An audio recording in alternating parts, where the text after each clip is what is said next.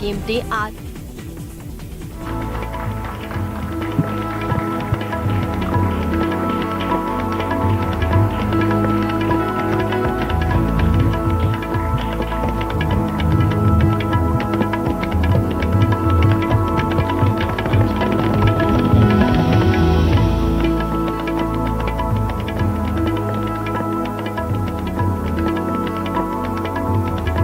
जल शक्ति बहुत इंपॉर्टेंट इश्यू है और शायद ऐसा एक मुद्दा है या एक ऐसी चीज है जो सिर्फ देश में नहीं बल्कि दुनिया में भी एक आकर्षण रखती है।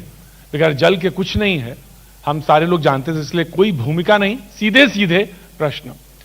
सर, जब भी बात होती है एक शब्द बहुत तुरंत दिमाग में आता है, जल संकट। तो ये जल संकट वाला शब्द जो है, संकट वाला, इसको दूर कब तक करना है इस देश में, ये सब लोग जानना चाहते हैं। Sir speaker. धन्यवाद। हम सब जानते हैं जल जीवन का आधार है जी, और हम सब जानते हैं कि पूरी दुनिया भविष्य में आने वाले दुनिया के लिए, आने वाले लोगों के लिए जल एक बहुत बड़ी चुनौती बनने वाला है। भारत के परिप्रेक्ष्य में यदि मैं बात करूं विश्व को छोड़ करके कि दुनिया की 18% आबादी भारत में है, लगभग इतनी कैटल पॉपुलेशन भारत में है, लेकिन उसके परिप्रेक्ष्य में भारत को दुनिया में उपलब्ध पीने के योग्य पानी, पोर्टेबल वाटर का केवल 4% मिला है।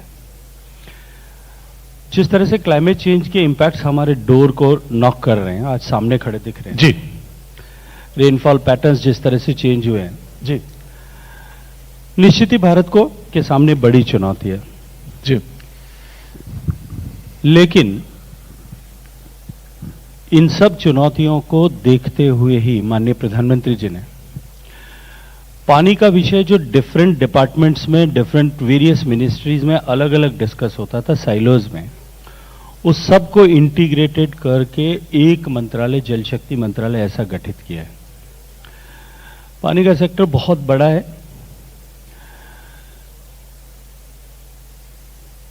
अगर पीने के पानी के परिप्रेक्ष्य में बात करूं तो माननीय प्रधानमंत्री जी के नेतृत्व में हम जल जीवन मिशन में काम कर रहे हैं और 2024 तक देश के हर ग्रामीण आवास तक पीने का पानी, शुद्ध पानी, समुचित मात्रा में पानी और नियमित रूप से मिले, इसके लिए कटिबद्धता के साथ में काम कर रहे हैं। और मुझे बहुत प्रसन्नता है कि कोविड के आपदा के होते हुए भी हमने पिछले 2 साल में 5 करोड़ से ज्यादा घरों तक पीने का पानी पहुंचाने में सफलता प्राप्त की है।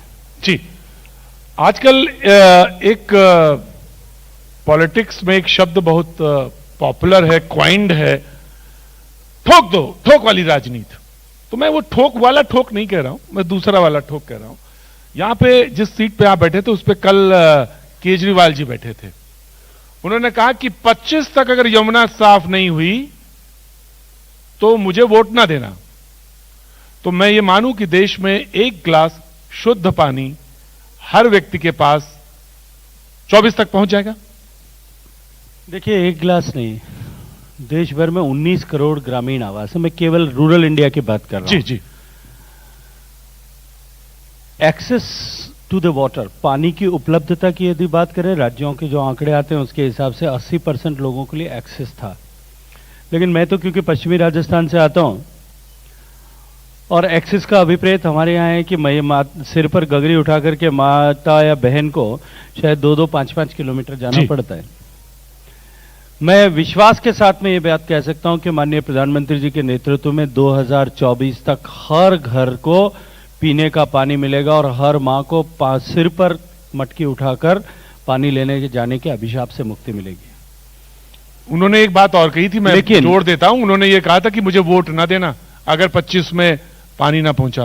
मुझे लगता है कि इससे पहले, पिछले चुनाव से पहले जो उन्होंने यमुना नदी को पूरा साफ करने का जो वादा किया था, एक बार उसको भी उनको वापस आपको याद दिला देना चाहिए। याद दिलाया था, गया था उनको। क्योंकि मंच पर आना, इस तरह के वादे करना और इस तरह के दावे करना और फिर बाद में उनको भूल जाना, ये कुछ लोगों की फितरत और आदत होती है। बहरहाल वो बहुत मैं इस तरह का कोई भी दावा या वादा किसी भी नदी के बारे में नहीं करना चाहता, क्योंकि ये एक डायनेमिक सब्जेक्ट है और हमेशा बना रहने वाला प्रश्न। मुझे कई मर्तबा कई मित्र पूछते हैं कि गंगा नदी के स्वच्छता के लिए, निर्मलता के लिए आप लोग काम कर रहे हैं, माननीय प्रधानमंत्री जी ने घोषणा की थी, कट ऑफ डेट क्या होगी, किस तारीख तक गंगा शुद्ध हो जाएगी? तो मैं उनसे कहता हूं मित्र, गंगा की अविरलता निर्मलता का प्रश्न जो है वो जब हमारे दादा परदादा थे उस जमाने में भी था, और हम जब दादा परदादा हो जाएंगे तब भी रहेगा, और उससे आगे वाले जब बच्चे जब दादा परदादा हो जाएंगे तब भी रहेगा। कंटिन्यूअस प्रोसेस है, शहरों का इवोल्यूशन होगा, शहर आगे बढ़ेंगे। लेकिन साहब एक चीज तो कहना पड़ेगा, जो वो एक कट ऑफ डेट बताते हैं और उस कट ऑफ डेट पे बड़े ठोक के कहते हैं मत देना वोट। मैंने और दोबारा बोला उन्होंने कि मत देना वोट 25 में अगर साफ ना कर पाया यमुना, और उसका प्लान बताते हैं कैसे यूपी से कैसे हरियाणा से उसको वो क्लीन करेंगे, और अगर नहीं कर पाया तो मत देना वोट। देखिए राजनीति इलेक्शंस आजकल तो यही है, राजनीति का मंच नहीं है, इसलिए मैं राजनीतिक विषय लाना नहीं चाहता था, लेकिन फिर भी केवल आपके श्रोताओं के संज्ञान के लिए बताना चाहता हूं। 2014 में और 14 से पहले जो प्रोजेक्ट अनाउंस हुए थे, उन्होंने जो क्लस्टर्स की बात की थी, छतरपुर क्लस्टर की बात की थी, रिठाला क्लस्टर की बात की थी, और जो डिसेंट्रलाइज सूवेज प्रोजेक्ट बनाने की बात की, उसमें से एक भी आज तक प्रारंभ भी नहीं हो पाया, एलोकेट भी नहीं हुआ है। जो प्रोजेक्ट सामान्यतया एक सूवेज इंफ्रास्ट्रक्चर क्रिएट करने में 2 साल का समय लगता है, वर्क ऑर्डर टेंडर प्रोसीजर शुरू होने से लेकर के कंप्लीशन तक 2 से 2.5 साल का समय लगता है। आप दिल्ली सरकार ने, क्योंकि water is a state subject, तो अल्टीमेटली हमको भी दिल्ली सरकार के माध्यम से, राज्यों की सरकारों के माध्यम से काम करना होता है। यमुना नदी पर की शुद्धता के लिए, दिल्ली के सूवेज ट्रीटमेंट के लिए जितने भी प्रोजेक्ट चालू किए गए थे, एक भी प्रोजेक्ट टाइमलाइन से नहीं चल रहा है। 2.5 साल में जहां प्रोजेक्ट पूरा होना चाहिए, उतना 2.5 साल तो उनको टेंडर की प्रक्रिया को पूरा करने में लगा है। इसलिए यहां आकर के मंच पर इस तरह का दावा कर देना कि हम पूरा कर देंगे, मैं पूरी शुभकामनाएं देता हूं और विश्वास दिलाता हूं, राजनीति से ऊपर उठ करके भी पूर्ण क्षमता के साथ में भारत सरकार उनके साथ में खड़ी है। यूनिक प्रोजेक्ट की तरह हमने जो प्रोजेक्ट स्टेट गवर्नमेंट ने अपने फंड से करना कंसीव किया था, प्रारंभ कर दिया था, बाद में कि हम टाइमलाइन पे नहीं कर पा रहे हैं, आप हमको सपोर्ट करें, गवर्नमेंट ऑफ इंडिया और प्रधानमंत्री जी ने सहृदयता दिखाते हुए उसका 50% कॉस्ट बियर करने का निर्णय किया कि हम करेंगे, आप पूरा करिए।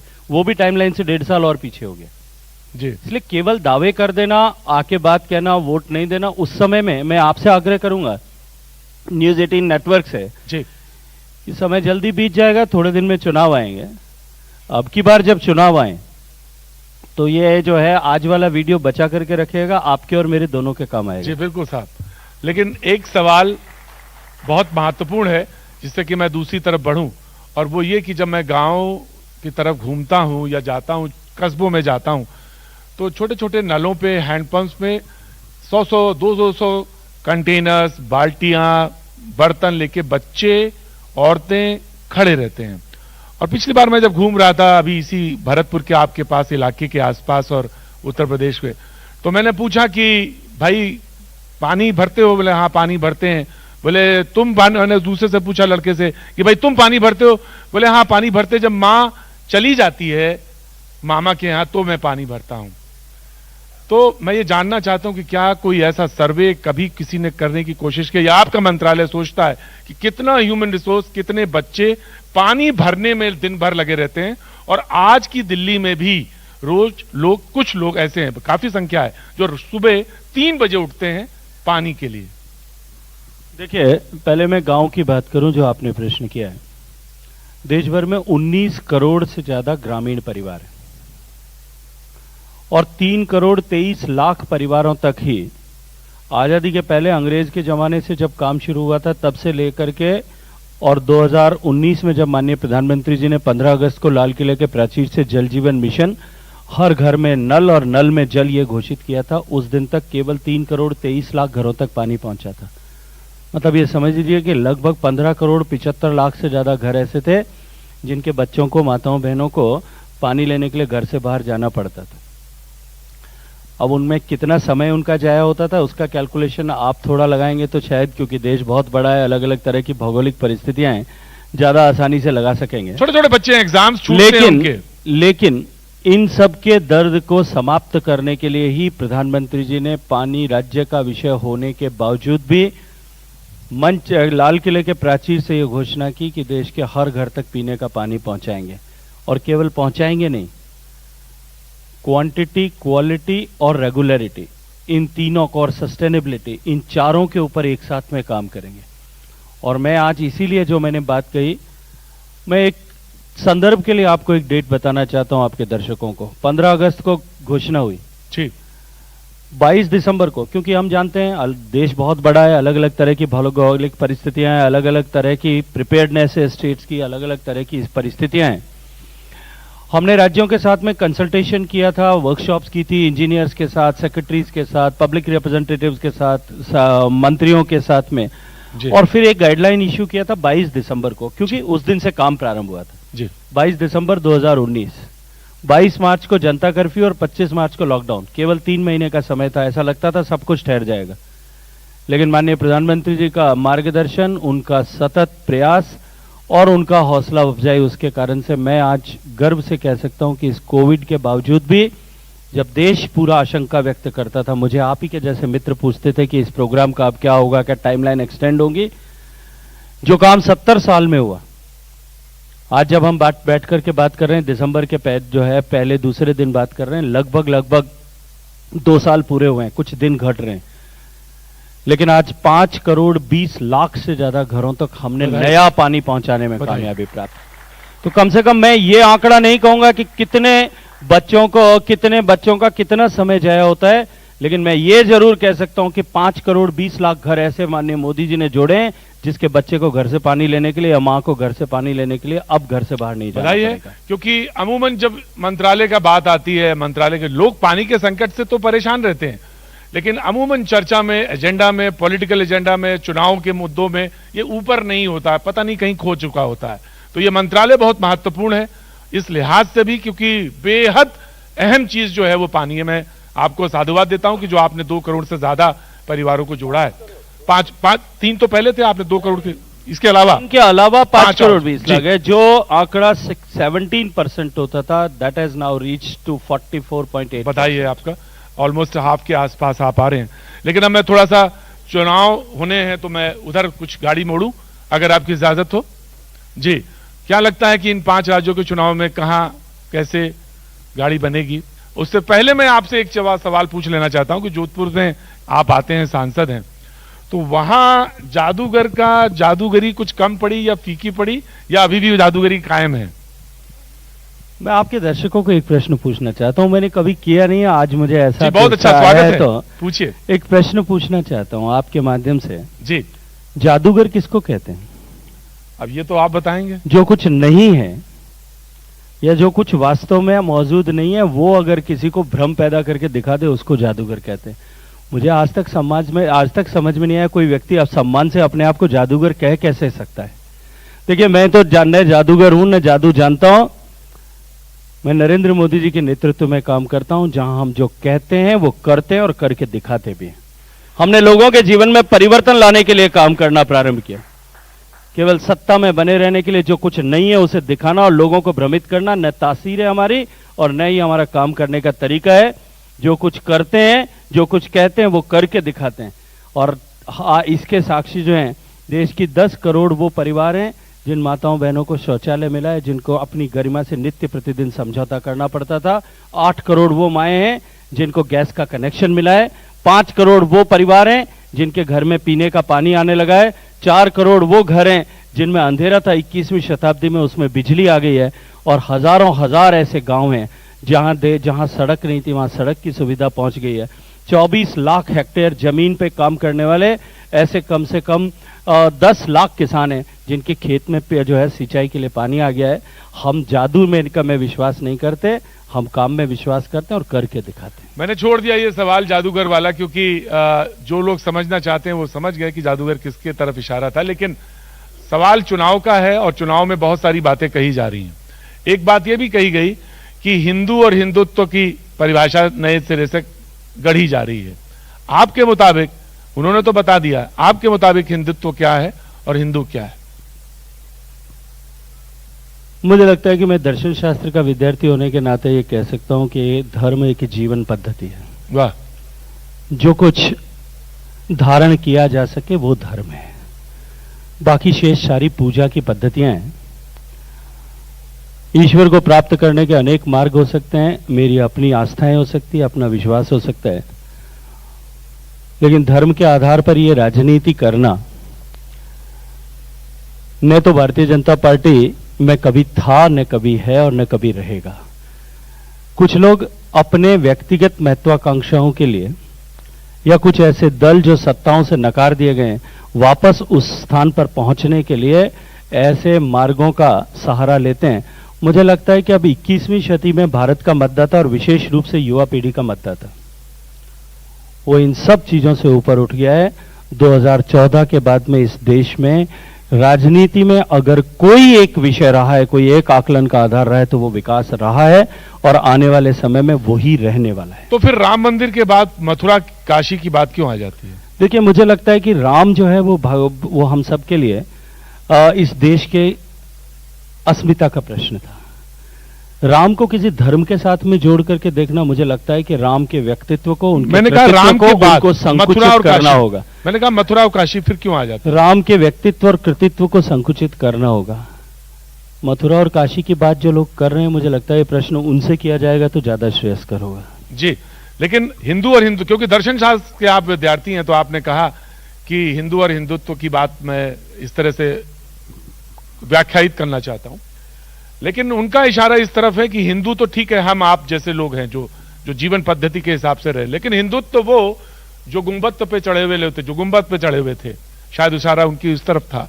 तो वो लोग कौन थे, वो कौन सा हिंदुत्व है, इसको मैं जानना चाहता हूं। तो मुझे लगता है कि ये राजनीति का विषय नहीं था, लेकिन राजनीति तो चल रही है वर्षों से, राजनीति तो इसी वर्षों से और सदियों से इस देश में राजनीति की कुर्सी पे बैठे हुए लोगों ने जो तुष्टीकरण किया है, उसका विरोध में जो लोगों के मन में ज्वार उबल रहा था, उसका एक्सप्रेशन था। और ऐसे तुष्टीकरण करने वाले लोग या इस तरह की मानसिकता के लोग जो आज भी राजनीतिक क्षेत्र में काम कर रहे हैं, जनता अब उनको समझ चुकी है, जान भी चुकी है और पहचान भी चुकी है। तो एक सवाल का जवाब दीजिए फिर, जो अगर जनता को वहां तक ले जाना चाहिए, ले जाया जाए या उस पॉइंट तक ले जाया जाए कि वो कानून व्यवस्था का एक सवाल बन जाए, तो जायज है या गलत है राजनीति के हिसाब से? देखिए,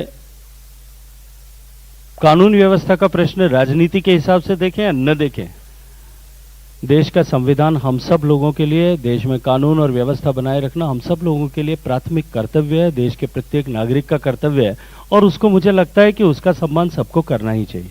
फिर उसके बाद अगला सवाल यह कि क्या धर्म का प्रवेश होना चाहिए राजनीति में या नहीं होना चाहिए?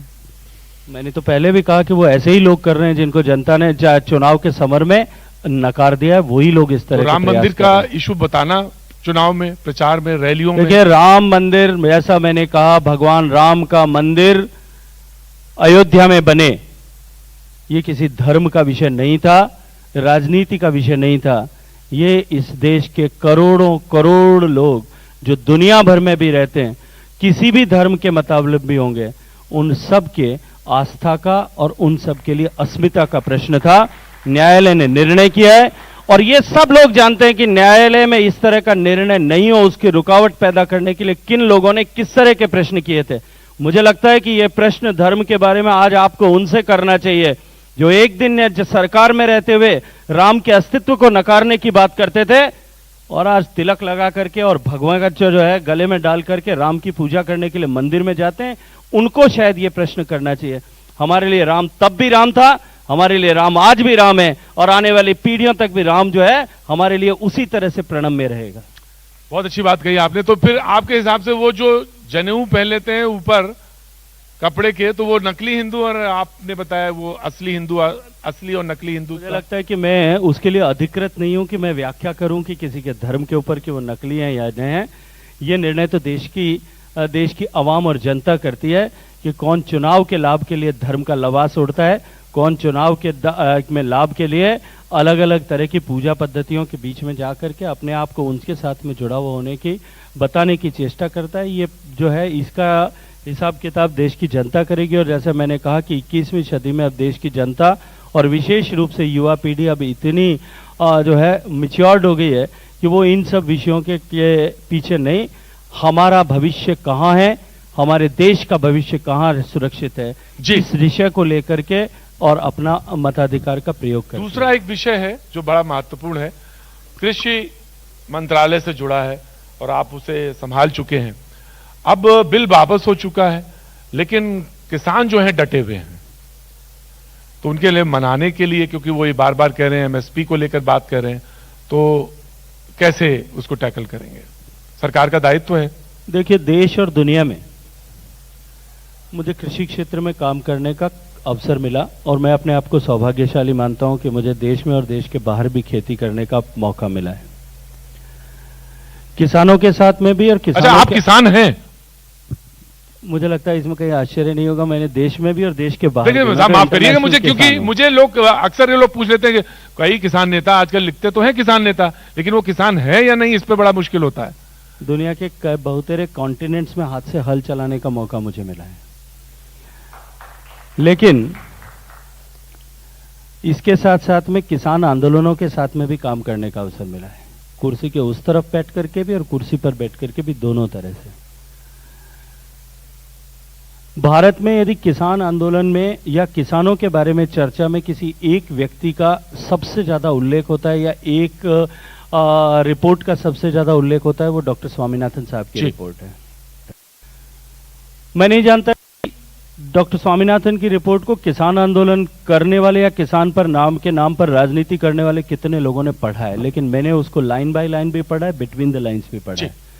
मैं डॉक्टर स्वामीनाथन साहब से व्यक्तिगत रूप से भी इस विषय को लेकर के चर्चा की है। जी, डॉक्टर स्वामीनाथन ने किसान कृषि क्षेत्र में आमूलचूल परिवर्तन हो उसको लेकर के बहुत सारी अनुशंसाएं की थी अपनी तीसरी रिपोर्ट में, और उसमें उन्होंने लैंड रिफॉर्म से लेकर के, मार्केट रिफॉर्म से लेकर के, इजी एक्सेस ऑफ क्रेडिट को लेकर के, जो है robust infrastructure of crop insurance को लेकर के, और इसके अलावा अनइंटरप्टेड सप्लाई ऑफ फर्टिलाइजर्स और सीड्स हो, बीज और खाद की निर्बाध सप्लाई हो, इसको लेकर के, और उसके बाद में ऑल्टरनेटिव सोर्सेज ऑफ इनकम जो हैं किसान के लिए आय के अन्य साधन खड़े किए जाएं, उसको लेकर के, और पोस्ट हार्वेस्ट जो है मैनेजमेंट को लेकर के किस तरह के इंफ्रास्ट्रक्चर्स क्रिएट किए जाने चाहिए, उन सब तक के लिए। और उसके बाद में लास्ट में मार्केट रिफॉर्म्स, एक पूरी सीरीज उन्होंने कही, व्याख्यायित की है। और मैं नहीं कहता, स्वामीनाथन साहब ने खुद हिंदुस्तान के बहुत प्रतिष्ठित अंग्रेजी के अखबार में पूरा 8 कॉलम का आर्टिकल लिख करके कहा कि देश में पहली बार कोई सरकार आई है जिसने होलिस्टिक रूप से कृषि क्षेत्र का में परिवर्तन करने के लिए काम किया है। देखिए, हिंदुस्तान, हम सब जानते हैं एक समय में ऐसा था कि देश के एक प्रधानमंत्री को यह कहना पड़ा था कि, और मजबूरन कहना पड़ा था कि देश में सभी लोगों को एक समय सप्ताह में उपवास करना चाहिए ताकि बाकी लोगों को भोजन मिल सके। देश के अन्नदाताओं का अभिनंदन है कि आज हमारा देश दुनिया का सबसे बड़ा फूड ग्रेन्स का प्रोड्यूसर है, सबसे बड़ा शुगर का प्रोड्यूसर है, सबसे बड़ा मिल्क का प्रोड्यूसर है, सबसे बड़ा कॉटन का प्रोड्यूसर है। हमारा देश दुनिया के टॉप 3 कंट्रीज में है जो पोल्ट्री और जो है वेजिटेबल्स एंड हॉर्टिकल्चर क्रॉप्स उगाते हैं।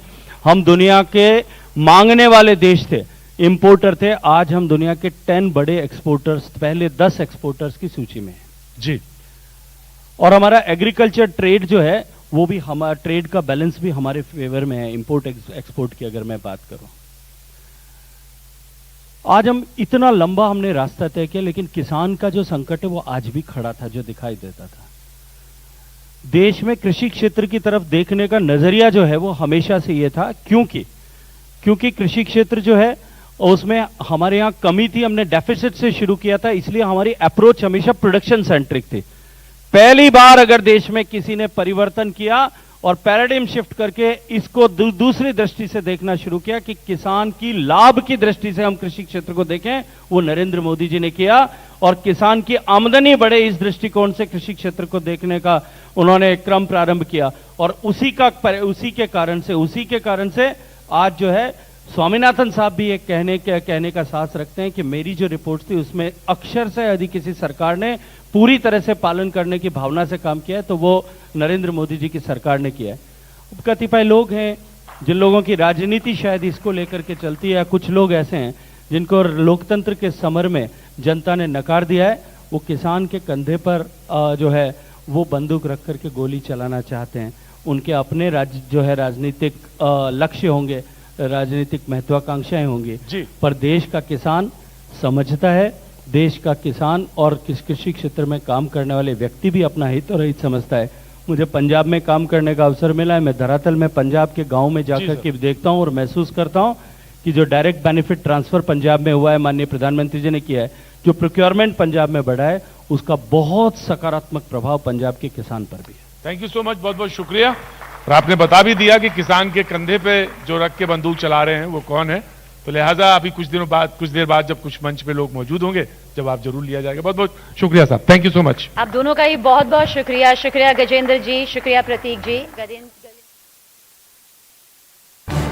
इस